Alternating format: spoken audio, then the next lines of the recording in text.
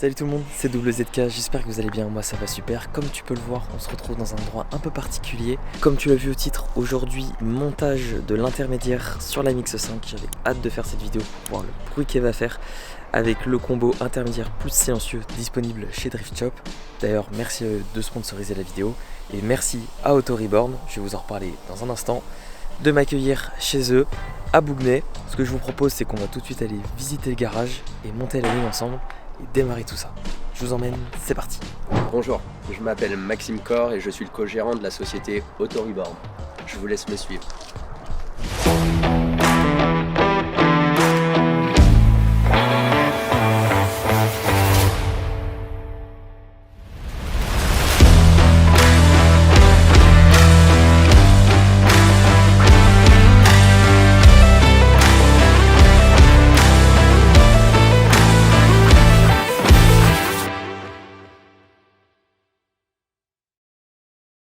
Hop là, on passe en voix off. Je suis désolé, j'ai eu un problème avec mon micro lors de l'enregistrement, mais vous inquiétez pas, je vais très bien tout vous expliquer.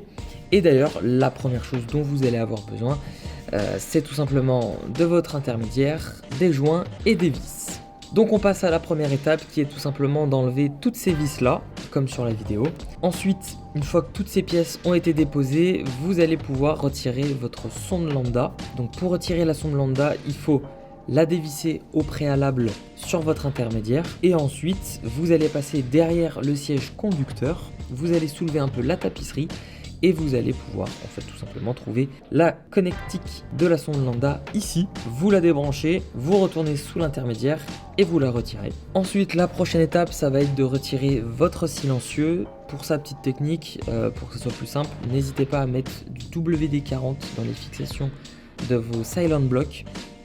Les silent blocks qui sont des petits manchons en caoutchouc très robustes qui tiennent votre silencieux et qui amortissent les vibrations. Donc n'hésitez pas à bourriner.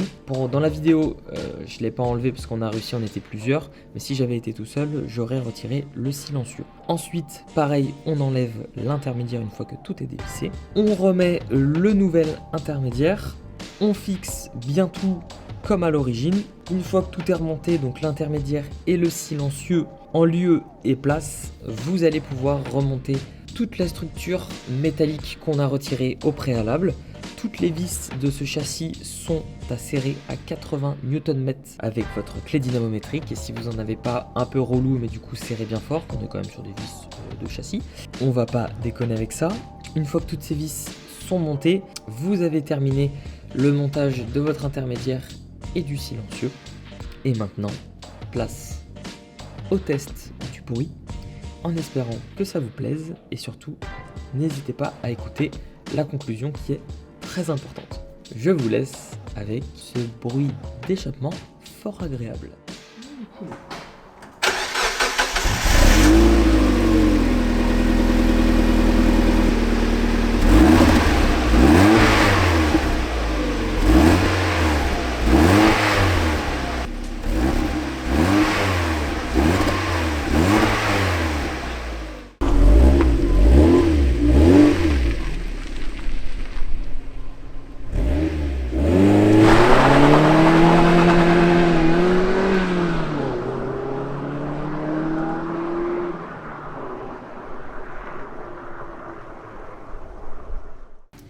Honnêtement, vous avez deux solutions. Il y en a une que je recommande plus que l'autre, qui sera la première. Donc la première recommandation, c'est en fait de garder tout simplement votre silencieux et de ne pas installer l'intermédiaire.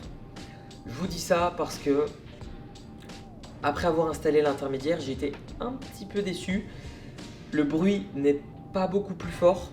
Alors, après 500 km, quand même, je préfère le préciser.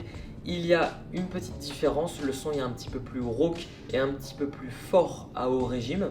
Donc, ça a changé, mais c'est pas non plus flagrant, surtout vu toutes les étapes qu'il y a eu à réaliser. Maintenant, si voilà, vous voulez vraiment faire plus de bruit, avoir un son beaucoup plus agréable à l'oreille, je vous conseille d'installer les deux.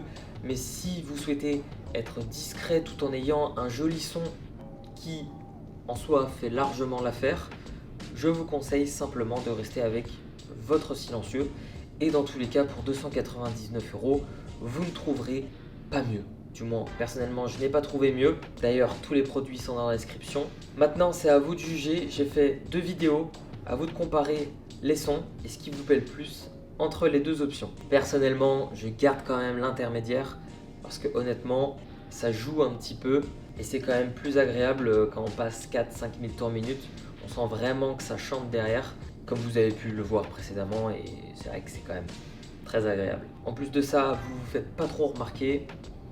Et je pense que même au niveau des normes anti-pollution, à revérifier quand je passerai mon contrôle technique, mais étant donné qu'on sent que ça filtre bien le bruit, je me pose même la question si ça peut pas passer au contrôle technique. Et ça, franchement, c'est pas de refus. Mais je ne m'avance pas sur le sujet puisque je ne le sais pas encore. Voilà, c'est la fin de cette vidéo. Merci à Driftshop d'avoir sponsorisé cette vidéo. N'hésite pas à t'abonner et liker cette vidéo si toutefois elle t'a plu et elle t'a aidé. Et je remercie bien évidemment Auto-Reborn à Bougnay de m'avoir accueilli dans leur garage. Merci à vous, vous m'avez grandement aidé et je ne peux d'ailleurs que vous conseiller d'aller les voir. Ils sont vraiment très professionnels, très accueillants et ils sauront vous renseigner et vous aider sur votre projet. Donc honnêtement, foncez. Voilà, c'était WZK, on se retrouve à très vite pour de nouvelles vidéos. Ciao!